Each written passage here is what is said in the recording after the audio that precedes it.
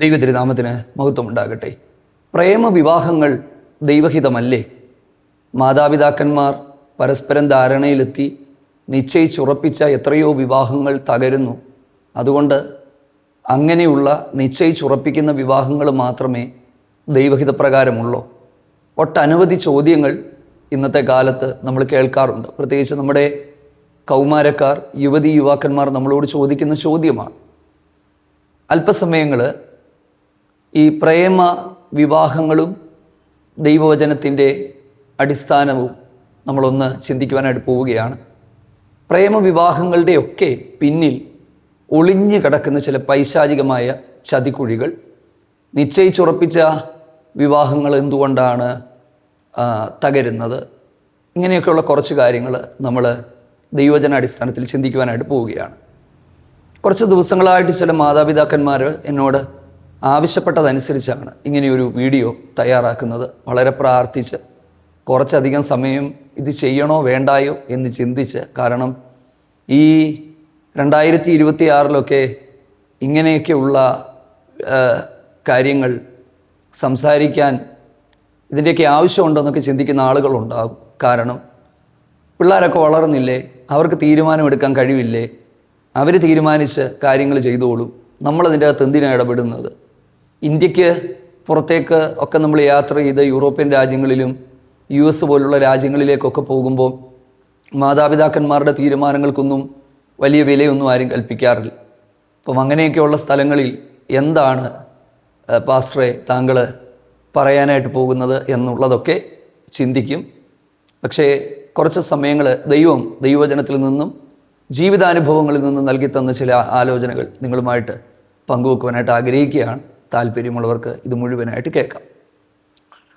പ്രേമവിവാഹം അല്ലെങ്കിൽ നിശ്ചയിച്ചുറപ്പിച്ച വിവാഹങ്ങൾ ദൈവഹിതമാണോ അല്ലയോ എന്നുള്ളതിലേക്ക് പോകുന്നതിന് മുമ്പ് വളരെ ഷോർട്ടായിട്ട് നമ്മൾ ദൈവവചനത്തിൽ നിന്ന് വിവാഹം എന്താണെന്നൊന്ന് മനസ്സിലാക്കണം. ഞാൻ മനസ്സിലാക്കിയിടത്തോളം വിവാഹത്തിനും കുടുംബജീവിതത്തിനും ഒക്കെ ഇത്രയധികം പ്രാധാന്യം നൽകുന്ന മറ്റേതെങ്കിലും മതഗ്രന്ഥമുണ്ടോ എന്നെനിക്കറിയില്ല. കാരണം എനിക്കറിവുള്ള എല്ലാ ഗ്രന്ഥങ്ങളിൽ നിന്നധികമായി വിശുദ്ധ വേദപുസ്തകം, പ്രത്യേകിച്ച് സർവശക്തനായ ദൈവം കുടുംബജീവിതത്തിന് വളരെ പ്രാധാന്യം നൽകുന്നു. അതുകൊണ്ട് ബൈബിളിനെ സംബന്ധിച്ചിടത്തോളം വിവാഹം എന്ന് പറയുന്നത് ഒരു പുരുഷനും ഒരു സ്ത്രീയും തമ്മിൽ കണ്ടുമുട്ടി, അവർ തമ്മിൽ ഇഷ്ടപ്പെടുന്നു, അവർ കല്യാണം കഴിക്കുന്നു, അവർക്ക് മക്കളുണ്ടാകുന്നു, അവർ ജീവിക്കുന്നു, ഇങ്ങനെ ഉള്ള ഒരു ചിന്താഗതിയല്ല. ബൈബിളിന് കുറച്ചുകൂടെ ആഴത്തിലുള്ള ആത്മീക അർത്ഥമുണ്ട്. പല സമയങ്ങളിലും കുറച്ചു മുമ്പ് ഞാൻ പറഞ്ഞ പ്രേമവിവാഹങ്ങൾ ഇങ്ങനെയുള്ള വേദപുസ്തകത്തിൻ്റെ ആശയങ്ങളുമായിട്ട് പൊരുത്തപ്പെട്ടു പോകാറില്ല എന്നുള്ളതാണ് സത്യം. രണ്ടാമത്തേത്, ഒന്നാമത് ഞാൻ പറഞ്ഞു ദൈവഹിതവുമായിട്ട് ബന്ധപ്പെട്ട് ഇത് പൊരുത്തപ്പെട്ടു പോകുന്നുണ്ടോ എന്ന് ചിന്തിക്കണം. രണ്ടാമത്തേത്, ഇതിൻ്റെ പിന്നിൽ ഒളിഞ്ഞു നിൽക്കുന്ന ഒരു ഭയങ്കരമായ പൈശാചിക ചതിയുണ്ട്, ചതിക്കുഴിയുണ്ട്. അത് പ്രഥമ ദൃഷ്ടി ആർക്കും മനസ്സിലാകില്ല. അത് വളരെ ദൈവകൃപയിൽ നമ്മൾ മുമ്പോട്ട് പോയി നമ്മൾ ഇന്നത്തെ കാലത്തെ നമ്മൾ ശ്രദ്ധിക്കുമ്പോൾ ഇങ്ങനെയൊക്കെയുള്ള പ്രേമബന്ധങ്ങൾ കൊണ്ട് ആത്മീക ജീവിതം നഷ്ടപ്പെട്ട, വിശ്വാസം നഷ്ടപ്പെടുത്തിയ, മറ്റുള്ളവരുടെ മുമ്പിൽ ചോദ്യമാക്കിയായ ഒത്തിരി കുടുംബങ്ങളുണ്ട്. രണ്ട്, നമുക്കറിയാം നമ്മുടെയൊക്കെ ആൺകുഞ്ഞുങ്ങളെ, പ്രത്യേകിച്ച് പെൺകുഞ്ഞുങ്ങളെ സ്നേഹം നടിച്ച് വശീകരിച്ച് സ്നേഹത്തിൻ്റെ പേരിൽ വശീകരിച്ചു കൊണ്ടുപോകുന്ന കുറച്ചധികം ആളുകൾ ഉണ്ട്. ഞാൻ പറയാതെ തന്നെ ഇതിനെക്കുറിച്ച് നിങ്ങൾക്ക് നന്നായിട്ട് അറിയാമായിരിക്കും. ഒന്നാമത് നമുക്ക് ഈ പ്രേമവിവാഹത്തിൻ്റെ അതിൻ്റെ എല്ലാ ഭാഗങ്ങളിലേക്ക് നമുക്കൊന്ന് പോകാം. സാധാരണയായിട്ട് നമ്മുടെ വീഡിയോകളിൽ ചർച്ച ചെയ്യുന്നൊരു കാര്യമാണ്. പക്ഷേ എനിക്കും ഒന്ന് പ്രാർത്ഥിച്ചിട്ട് ഇതിനെക്കുറിച്ചൊരു വീഡിയോ ചെയ്യണമെന്ന് എൻ്റെ ഹൃദയത്തിൽ ഒരു പ്രേരണ ഉണ്ടായതുകൊണ്ടാണ് ഇങ്ങനെ ചെയ്യുന്നത്. ഈ കൗമാരപ്രായക്കാരുടെ ഇടയിൽ അവരൊരു പ്രായപൂർത്തിയായി വരുമ്പം ഓപ്പോസിറ്റ് സെക്സിലുള്ളയാളോട്, പുരുഷനാണെങ്കിലും സ്ത്രീയാണെങ്കിലും, പരസ്പരം ഒരാകർഷണീയത ഉണ്ടാകുന്നത് സ്വാഭാവികമാണ്. ദൈവം അങ്ങനെയാണ് സൃഷ്ടിച്ചത്. പക്ഷേ ഈ വെറും ആകർഷണീയതയുടെ അടിസ്ഥാനത്തിൽ ഒരു ദീർഘകാല ബന്ധത്തിലേക്ക് നമ്മൾ കടക്കുക എന്ന് പറഞ്ഞാൽ തന്നെ അതൊരു മണ്ടത്തരമാണ്. അതായത് പരസ്പരമുണ്ടാകുന്ന പല ആകർഷണീയതയും നമ്മൾ കാണുന്ന വികാരങ്ങളിൽ അടിമപ്പെട്ട് ചിലർ സ്നേഹിക്കുന്നത് അല്ലെങ്കിൽ പ്രേമിക്കുന്നത്, വിവാഹം കഴിക്കുന്നത് അവർ സൗന്ദര്യ സങ്കല്പം, അവരുടെ ഉള്ളിലെ സൗന്ദര്യ സങ്കല്പം നിറവേറാനായിട്ടാണ്. സൗന്ദര്യമുള്ള ഒരാളെ കാണുമ്പോൾ കൊള്ളാം, ഇതെൻ്റെ ഭാര്യയായിട്ട് കൊള്ളാം, അങ്ങനെ അവരെ വളയ്ക്കുന്നു, ഒടിക്കുന്നു, അല്ലെങ്കിൽ എൻ്റേതാക്കി മാറ്റുന്നു. ശരിക്കും പങ്കുവെക്കുന്ന സ്നേഹമല്ല, അവിടെ സ്വാർത്ഥമായ സ്നേഹമാണ് അതിൻ്റെ പിന്നിലുള്ളത് എന്നുള്ളതാണ് കുറച്ചുകൂടെ ഞാൻ വ്യക്തമായിട്ട് പറഞ്ഞു തരാം. അതായത് എനിക്കൊരാളെ ഇഷ്ടപ്പെട്ടു, എൻ്റെ ഭാഗമാക്കണമെന്ന് തോന്നി, ഞാൻ അവരെ കൊണ്ടുപോകും, അങ്ങനെയാണ്. ഇത് ഭയങ്കര ഒരു അപകടമുണ്ട് ഇതിൻ്റെ പിന്നിൽ. അതായത് ചിലരെ നോട്ട വിട്ട അവരെയും കൊണ്ടേ പോത്തുള്ളൂ. അതൊക്കെ നമ്മുടെ കുഞ്ഞുങ്ങളെ പറഞ്ഞ് മനസ്സിലാക്കണം. ഈ പുറകെ വരുന്നത് അവരുടെ ആ ഒരു നിർബന്ധ ബുദ്ധിയാണ്. അല്ലെങ്കിൽ എനിക്ക് അവളെ വേണം, എനിക്കവനെ എൻ്റെ ഭർത്താവായി വേണം, അല്ലെ അവളെ എൻ്റെ ഭാര്യയായിട്ട് വേണം എന്നുള്ള നിർബന്ധ ബുദ്ധിയുടെ പിന്നിൽ പോകുന്ന ആളുകളുണ്ട്. അപ്പം അങ്ങനെയൊക്കെയുള്ളവർ വിവാഹം കഴിഞ്ഞു കുറച്ച് കഴിയുമ്പോൾ സംഭവിക്കുന്നത്, ഞാൻ ഒത്തിരി അങ്ങനെ ഉള്ള വിഷയങ്ങൾ പ്രാർത്ഥിച്ചിട്ടുണ്ട് കേട്ടോ. അങ്ങനെയൊക്കെ കല്യാണം കഴിഞ്ഞ് പെട്ടുപോയ ഒത്തിരി കരയുന്ന പെൺകുട്ടികളെയൊക്കെ എനിക്കറിയാം. ഇപ്പം പിരിയാൻ പറ്റുമോ, ജീവിക്കാൻ പറ്റുമോ എന്നുള്ള കുറേ നാളായില്ലേ ഇങ്ങനത്തെ കാര്യങ്ങളൊക്കെ തുടങ്ങിയിട്ട്, അറിയാം. വളരെ ശ്രദ്ധിക്കണം. പക്ഷേ ആ ഒരു കൗമാരപ്രായങ്ങളിൽ ഇതിനെക്കുറിച്ച് മനസ്സിലാക്കാനായിട്ട് പലപ്പോഴും പറ്റുന്നില്ല എന്നുള്ളതാണ്. വളരെ പെട്ടെന്ന് മുമ്പോട്ട് പോവുകയാണ്. ശ്രദ്ധിച്ച് കേൾക്കുക. ചിലർ വായിച്ച് അറിഞ്ഞ കഥകളിലും മൂവിയിലും ഒക്കെ കേട്ട അവരുടെ ഉള്ളിലെ കുറച്ച് സാങ്കല്പികമായ കുടുംബജീവിതമുണ്ട്. അതിൻ്റെ അടിസ്ഥാനത്തിൽ വിവാഹത്തിലേക്ക് പ്രവേശിക്കുന്നവരുണ്ട്. അവരുദ്ദേശിക്കുന്നത് പോലെ സങ്കല്പങ്ങളൊന്നും നടക്കാതെ ഇരിക്കുമ്പോൾ അവിടെ ബന്ധത്തിൻ്റെ അകത്ത് കലഹങ്ങളും അസ്വസ്ഥതകളും ഒക്കെ ഉണ്ടാകാനായിട്ട് തുടങ്ങും.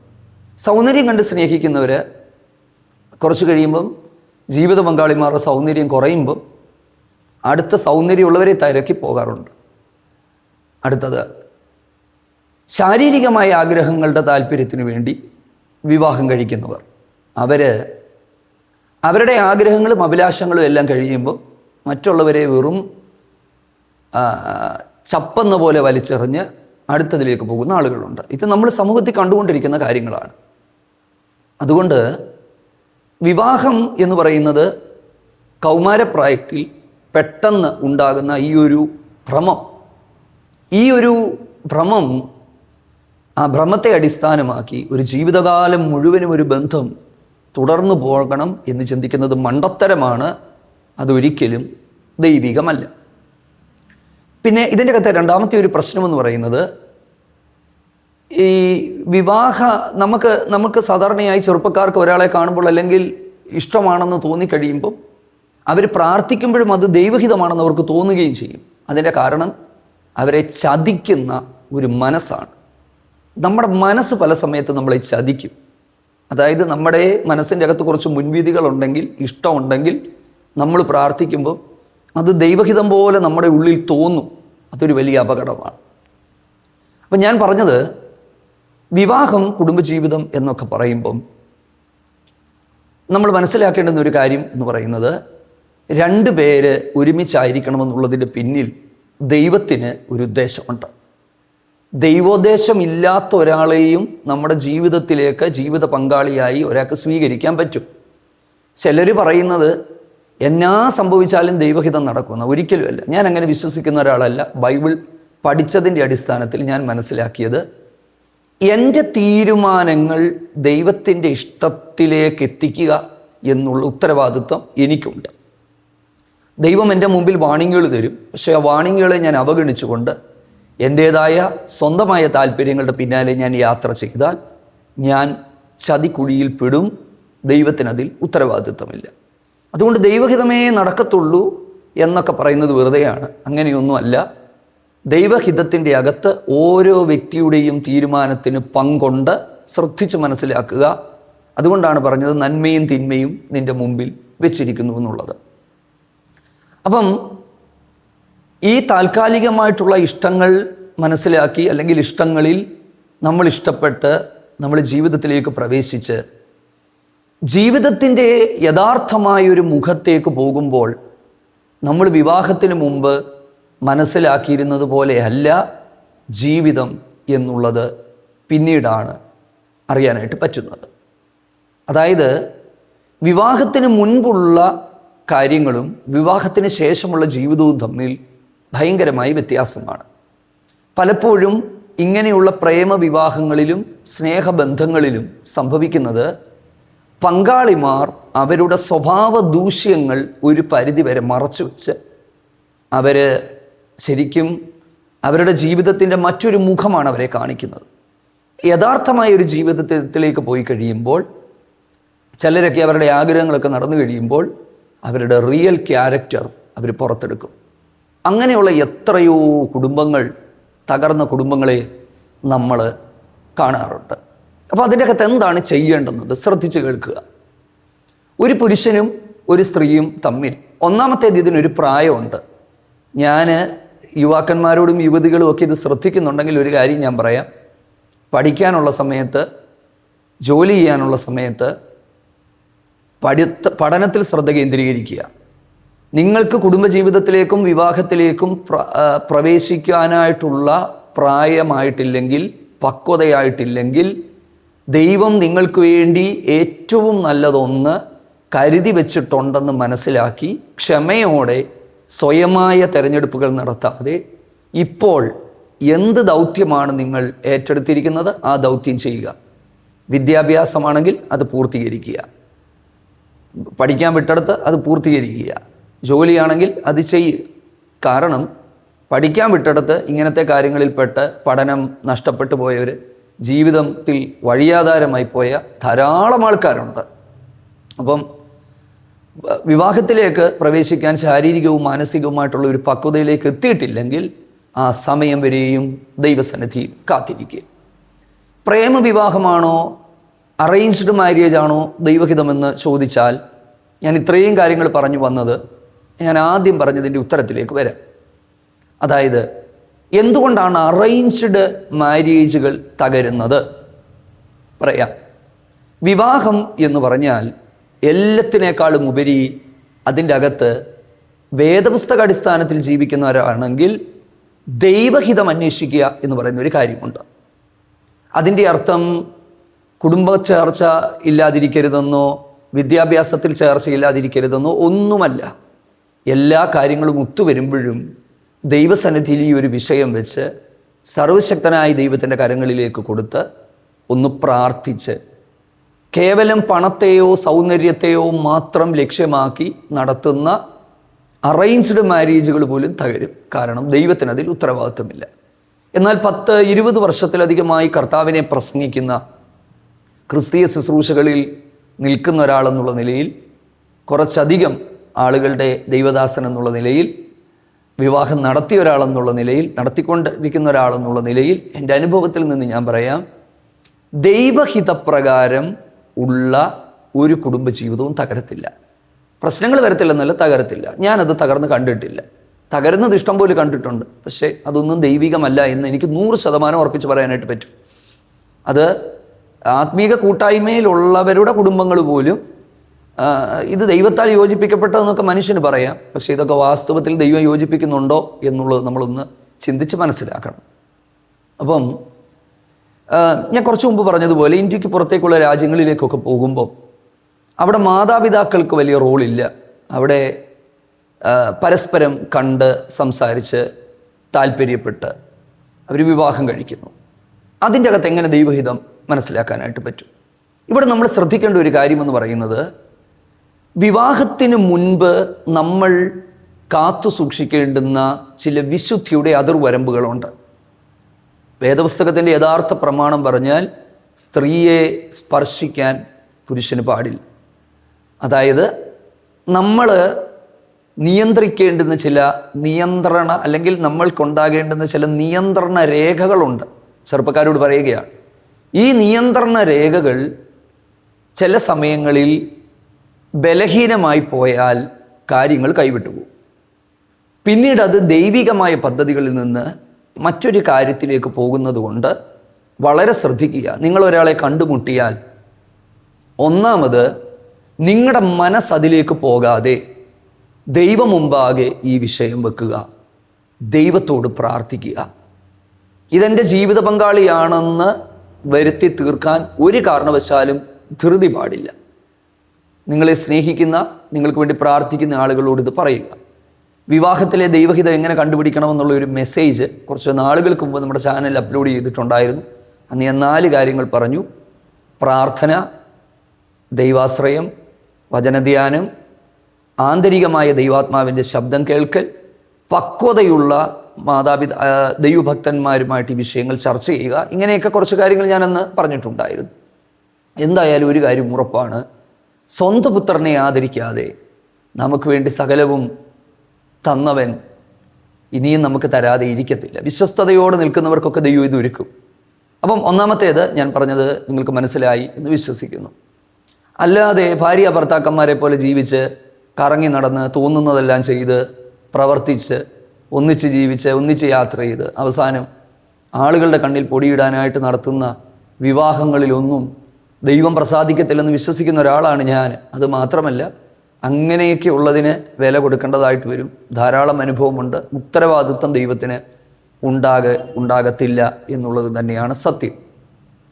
ഓക്കെ, രണ്ടാമത്തെ ഭാഗത്തിലേക്ക് പോകുമ്പോൾ ഇതിൻ്റെ പിന്നിൽ ഒളിഞ്ഞിരിക്കുന്ന ചതിക്കുഴികൾ, പൈശാചികമായ ചില ചതിക്കുഴികൾ, അതിനെക്കുറിച്ച് ഞാൻ നിങ്ങളോട് പറയാം. ഇത് വളരെ പ്രധാനപ്പെട്ടൊരു കാര്യമാണ്. എല്ലാ ചെറുപ്പക്കാരും നിർബന്ധമായും ഇതിനെക്കുറിച്ച് നന്നായി മനസ്സിലാക്കിയിരിക്കുക. പാപം ഇന്ന് നമ്മുടെ ജീവിതത്തെ കീഴടക്കുന്നത് വ്യത്യസ്തമായ വഴികളിലൂടെയാണ്.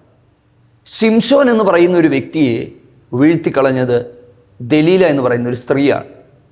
ന്യായാധിപന്മാരുടെ പുസ്തകം 16:16 ശിംശോൻ്റെ ശക്തിയുടെ രഹസ്യം അറിയുവാനായിട്ട് നിരന്തരമായി ശിംശോനെ നിർബന്ധിക്കുന്നു. ഒടുവിൽ ശിംശോൻ്റെ കണ്ണുകൾ കുത്തിപ്പൊട്ടിക്കപ്പെട്ട് ശിംശോനെ ദാഗോൻ്റെ ക്ഷേത്രത്തിലേക്ക് എത്തുന്നു. ഇവിടെ നമ്മൾ ശ്രദ്ധിക്കേണ്ട ഒരു കാര്യം, ഫെലിസ്ത്യരുടെ കയ്യിൽ നിന്ന് ഇസ്രായേലിനെ രക്ഷിക്കുവാനായി ദൈവത്താൽ തിരഞ്ഞെടുക്കപ്പെട്ട ഒരു ന്യായാധിപനായിരുന്നു ശിംശോൻ. അദ്ദേഹത്തിൻ്റെ നാസീർ വ്രതത്തിൻ്റെ ആ ദൈവം കൊടുത്ത പ്രമാണങ്ങളും ദൈവിക വിശുദ്ധിയുമെല്ലാം നഷ്ടപ്പെടുന്നതിന് കാരണമായി തീർന്നത് ഒരു സ്ത്രീയാണ്.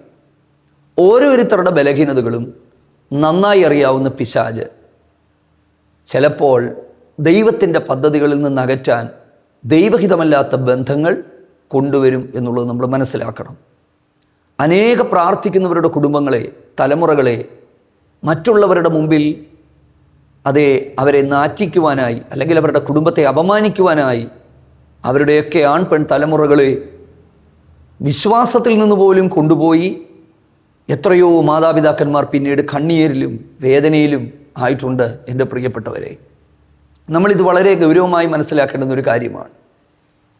അതുമാത്രമല്ല, നമ്മുടെയൊക്കെ പെൺതലമുറകളെ വഷളാക്കാനും അവരുടെയൊക്കെ ജീവിതത്തെ ഇല്ലാതെയാക്കാനും ഒക്കെ മനഃപൂർവ്വം സ്നേഹം നടിച്ചുകൊണ്ട് അവരുടെ അരികിലേക്ക് കൃത്യമായി എങ്ങനെ ഒരാളെ വളയ്ക്കണമെന്ന് വെൽ ട്രെയിൻഡായി ഒരാളല്ല ഒരു കൂട്ടമായി വരുന്ന പ്രവർത്തിക്കുന്ന ആളുകൾ ഉണ്ട് എന്നുള്ളത് നമ്മൾ മനസ്സിലാക്കണം. ഇതൊരു റിയാലിറ്റിയാണ്. അവർക്കറിയാം ഒരാളെ എങ്ങനെ വളയ്ക്കണം, എങ്ങനെ ഇത് ചെയ്യണം. നമുക്കതൊന്നും അറിയില്ല. അപ്പം ഞാൻ പറഞ്ഞതിൻ്റെ അർത്ഥം, എനിക്കറിയില്ല എത്ര പേർക്ക് ഈ ആശയങ്ങൾ അംഗീകരിക്കാനായിട്ട് പറ്റുമെന്ന്. തന്ത്രശാലിയാണ് പിശാച്. എൻ്റെ ഒരു ജീവിതാനുഭവം ഞാൻ ഈ സമയത്ത് നിങ്ങളോട് പറയുകയാണ്. ശ്രദ്ധിച്ച് കേൾക്കുക. ഞാൻ ഡിഗ്രിക്ക് ഞാൻ ഇതിനു മുമ്പ് പറഞ്ഞിട്ടുണ്ടോ എന്നറിയില്ല. ഞാൻ ഡിഗ്രിക്ക് പഠിക്കുന്ന സമയത്ത് ഒരു ഹൈന്ദവ പെൺകുട്ടി, സ്വഭാവദൂഷ്യമൊന്നും ഉള്ള ആളല്ല, നല്ല സൗന്ദര്യമുള്ള, എന്നോടൊപ്പം പഠിക്കുന്ന ധാരാളം കഴിവുകളുള്ള ഒരു പെൺകുട്ടി ഒരു പ്രണയാഭ്യർത്ഥന നടത്തി. തെറ്റായ വഴികളിലൊന്നുമല്ല. നമുക്ക് വിവാഹം കഴിക്കാം, നമുക്ക് ഒരുമിച്ച് ജീവിക്കാം, അതിലെന്തെങ്കിലും തെറ്റുണ്ടോ? അന്ന് എനിക്ക് ഇത്രയൊന്നും ആത്മീയ വെളിപ്പാടൊന്നുമില്ല. പക്ഷേ ഞാൻ ദൈവവചനം പഠിക്കാനായിട്ട് പോകാനുള്ള സുവിശേഷ വേലയുടെ സമർപ്പണത്തിൽ ഡിഗ്രിക്ക് പഠിക്കുന്ന ഒരു കാലഘട്ടമാണ് ആ കാലഘട്ടം. അപ്പം ഞാൻ അന്നേരം ആ പെൺകുട്ടിയോട് പറഞ്ഞു, ഈ 2 വിറവും ഒരടുപ്പിൽ എരിയത്തില്ല.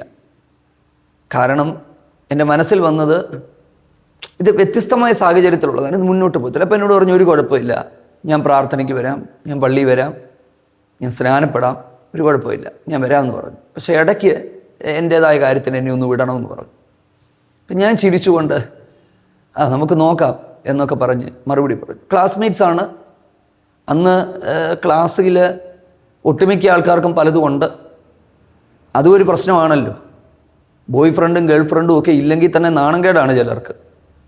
അപ്പം ഇതൊരു സാധാരണ കാര്യമാണ്. ഇത് അത്ര വലിയ ഇന്നത്തെ കാലത്ത് ഇതൊക്കെ ഇല്ലാത്തവർക്കാണ് കുഴപ്പമായിട്ട് കണക്കാക്കുന്നത്. ഇതൊക്കെ പ്രസംഗിച്ച് കഴിഞ്ഞാൽ തന്നെ ഇതൊക്കെ പണ്ട് പരമ്പരാഗത രീതികളാണ്, പുരാതന രീതികളാണെന്നൊക്കെ ആളുകൾ പറയും. പക്ഷെ ഞാൻ വിശ്വസിക്കുന്നത് ദൈവത്തിൻ്റെ വചനത്തിന് ഒരിക്കലും മാറ്റമില്ലാത്തതാണ്. ഇന്നാണ് ഇങ്ങനൊരു അഭ്യർത്ഥന വന്നെങ്കിൽ ആ വരുന്ന സമയത്ത് തന്നെ ഞാൻ ആത്മാവിൽ അതിനെ ശാസിക്കുമായിരുന്നു. പക്ഷെ അന്ന് അത്രയൊന്നും ആത്മീയ വെളിപ്പാടില്ലായിരുന്നു. ഞാൻ സ്നേഹത്തോടെ ഞാനതിനെ തിരസ്കരിച്ചു. പക്ഷെ ഇന്ന് ഞാൻ മനസ്സിലാക്കുന്നു, അന്ന് അങ്ങനെയൊരു തീരുമാനത്തിലേക്ക് ഞാൻ പോയിരുന്നെങ്കിൽ എനിക്കൊരിക്കലും ദൈവവചനത്തിൻ്റെ വിശുദ്ധിയെക്കുറിച്ച് പ്രാഗൽഭ്യത്തോടെ പ്രസംഗിക്കാനായിട്ട് കഴിയില്ല. രണ്ടാമത്തേത്, എനിക്ക് വേണ്ടി ദൈവം ഒരുക്കി തന്ന എൻ്റെ ജീവിത പങ്കാളി ആൻസി, ദൈവം എനിക്ക് വേണ്ടി ഒരുക്കി തന്ന കുഞ്ഞുങ്ങൾ, ഇതെല്ലാം ദൈവത്തിൻ്റെ പദ്ധതിക്കകത്തുള്ളതാണ്. അപ്പം ആ പദ്ധതി എങ്ങനെ നിറവേറും? ഇതാണ് കുറച്ചു മുമ്പ് ഞാൻ പറഞ്ഞത്. ദൈവത്തിൻ്റെ ഹിതം നമ്മുടെ ഇഷ്ടങ്ങളെയും താല്പര്യങ്ങളിലേക്കും എത്തുമ്പോൾ നമ്മുടെ ഇഷ്ടങ്ങളും ദൈവത്തിൻ്റെ ഹിതവും ഒരുമിച്ച് ചേരണം. അന്ന് ഞാൻ വിവാഹം അല്ലെങ്കിൽ കഴിച്ചിരുന്നെങ്കിൽ ഒരുപക്ഷെ ദൈവം വാണിങ്ങി തരുമായിരുന്നു. ഞാൻ ആ കാര്യത്തെക്കുറിച്ച് ചിന്തിച്ചപ്പം അന്ന് പ്രാർത്ഥനകൾക്കൊക്കെ വരുമ്പോൾ ദൈവദാസന്മാർ പ്രാർത്ഥിച്ചിട്ട്, മോനെ, നിന്നെ പുറകിലോട്ട് പിടിച്ചു വലിക്കുന്ന പൈശാചിക ശക്തിയുണ്ട്, നിന്നെ വഴിതെറ്റിക്കുന്ന ഇരുളിൻ്റെ ശക്തിയുണ്ട്, ഇങ്ങനെയൊക്കെയാണ് പറയുന്നത്. അല്ലാതെ ഡയറക്റ്റ്ലി നിന്നെ ഇങ്ങനെ ഒരു ബന്ധത്തിൽ അകപ്പെടുത്താൻ ശ്രമിക്കുന്നു എന്നൊന്നുമല്ല. പക്ഷേ എനിക്ക് മനസ്സിലാകുമായിരുന്നു ഇത് തന്നെയാണ് കാരണം, ഇതാണ് പരിശുദ്ധാത്മാവ് ഉദ്ദേശിക്കുന്നത്, ഇതേ കാര്യം തന്നെയാണ് എന്ന് എനിക്ക് നന്നായിട്ടൊന്ന് മനസ്സിലാകുമായിരുന്നു. അപ്പം ഞാൻ പറഞ്ഞത് ശ്രദ്ധിക്കുക പ്രിയപ്പെട്ടവരെ. ഞാൻ ഈ അനുഭവങ്ങൾ പറയുന്നത് ആരുടെയെങ്കിലുമൊക്കെ ഉള്ളിലേക്ക് ഇതൊന്ന് കയറുന്നെങ്കിൽ, ഒരാൾക്കെങ്കിലും, 100 പേരെന്നെ കല്ലെറിഞ്ഞാലും എനിക്കൊരു കുഴപ്പവുമില്ല, പഴഞ്ചൻ ഉപദേശിയെന്നോ ഒക്കെ പറഞ്ഞ് കല്ലെറിഞ്ഞാലും എനിക്കൊരു കുഴപ്പമില്ല.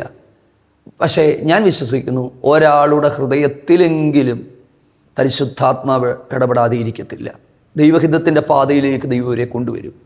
കാരണം കുടുംബജീവിതം, വിവാഹം എന്ന് പറയുന്നത് ഉടുപ്പൊരി കളയുന്നത് പോലെയൊന്നുമല്ല. അത് മരണത്തിനപ്പുറം, മരണം വരെ അല്ലെങ്കിൽ കർത്താവിൻ്റെ വരവ് വരെ നിലനിൽക്കുന്നൊരു ബന്ധമാണ് ഈ ഒരു കുടുംബജീവിതം എന്ന് പറയുന്ന ഈ ഒരു ബന്ധം. അപ്പം ഞാനീ പറയുന്ന കാര്യങ്ങൾ ഒന്ന് ശ്രദ്ധിച്ച് മനസ്സിലാക്കുക. അന്ന് ഞാൻ വിവാഹം കഴിക്കാനായിട്ട് നിർബന്ധിച്ചു പോയിരുന്നെങ്കിൽ ദൈവം എന്നെ അങ്ങനെ തടയത്തോ, ചിലപ്പം സ്കൂട്ടറിൽ നിന്ന് വീഴ്ത്തി കൈയും കാലും ഒടിച്ച് കളയുകയോ കാർ ആക്സിഡൻറ്റിൽ കൊള്ളുകയോ ഒന്നും ചെയ്യത്തില്ല. ദൈവം അങ്ങനെ ക്രൂരനായ ദൈവമൊന്നുമല്ല. പക്ഷേ ദൈവത്തിൻ്റെ പദ്ധതികൾക്ക് അവിടെ മാറ്റമുണ്ടാകും എന്നുള്ളത് നമ്മൾ മനസ്സിലാക്കണം. അതായത് എനിക്ക് വേണ്ടി ദൈവം ഒരുക്കിയ ഒരാളെ ഉണ്ട്, അത് ദൈവം കണ്ടതാണ്. അമ്മയുടെ ഉദരത്തിൽ ഉരുവാകുന്നതിന് മുമ്പേ എവിടെയാകണമെന്നും മക്കൾ എന്താകണമെന്നും എവിടെ ഉപയോഗിക്കപ്പെടണമെന്നും എവിടെ നമ്മൾ പ്രയോജനപ്പെടണമെന്നും ഒക്കെ ഉള്ളത് ദൈവത്തിൻ്റെ ആത്മാവിൻ്റെ നിശ്ചയമാണ്. പക്ഷെ ആ നിശ്ചയത്തെ അവഗണിച്ചുകൊണ്ട് ഞാൻ എൻ്റെ സ്വന്തമായ തീരുമാനങ്ങളിൽ മുമ്പോട്ട് പോയാൽ മരിക്കുമെന്നോ ഇല്ലാതാകുമെന്നോ ഒന്നും അതിൻ്റെ അർത്ഥമില്ല. പക്ഷേ പിന്നീടുള്ള ജീവിതം എങ്ങനെയാകും എന്നുള്ളത് എനിക്കും അറിയില്ല, നിങ്ങൾക്കും അറിയുമെന്നറിയില്ല, എന്തായിരിക്കും അതിൻ്റെ അവസാനമെന്ന് ആർക്കും അറിയില്ല.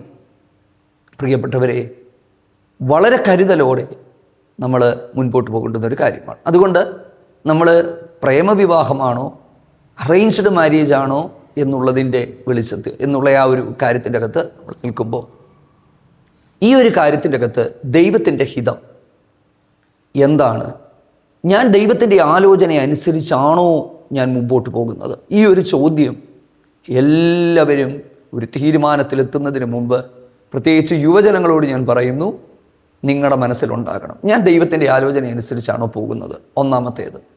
രണ്ടാമത്തേത്, ഞാൻ എന്തിനാണ് വിവാഹം കഴിക്കുന്നത്? അത് നമ്മളൊന്ന് കണക്കാക്കണം. എന്തിനാണ് ഞാൻ വിവാഹം കഴിക്കുന്നത്? ഈ ചോദ്യം നമ്മളോട് തന്നെ ചോദിക്കണം. എൻ്റെ താൽക്കാലികമായ അഭിലാഷങ്ങൾക്കും ആഗ്രഹങ്ങൾക്കും എൻ്റെ ഇഷ്ടം നടക്കണം, എൻ്റെ സ്വാർത്ഥമായ സ്നേഹം ഞാൻ പറയുന്നത് പോലെ നടക്കണം, അതിനാണോ?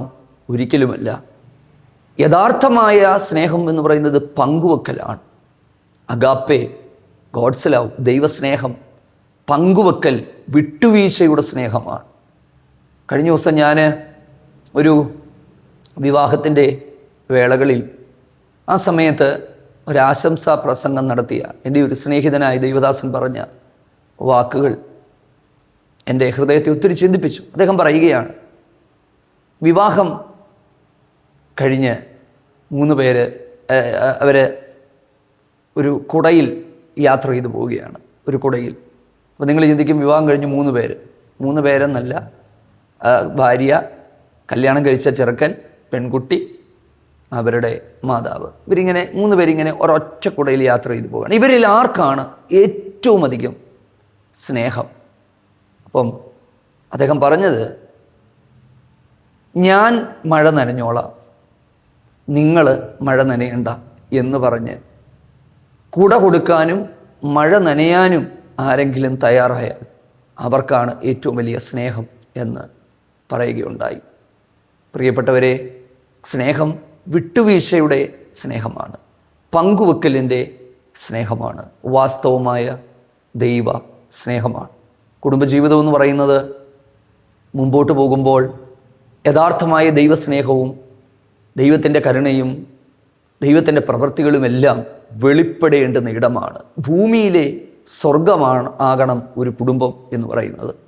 ആ കുടുംബത്തിൽ കുടുംബ പ്രാർത്ഥനകളിലൂടെ തലമുറകൾ ദൈവഭക്തിയുള്ളവരായി ദൈവത്തെക്കുറിച്ച് മനസ്സിലാക്കി അവർ മുൻപോട്ട് പോകത്തക്ക നിലയിൽ ദൈവം കണ്ടിരിക്കുന്ന ഒരു ഭൂമിയിലെ സ്വർഗമാണ് കുടുംബം എന്ന് പറയുന്നത്. ആ കുടുംബത്തെ ആരും നരകമാക്കരുത്.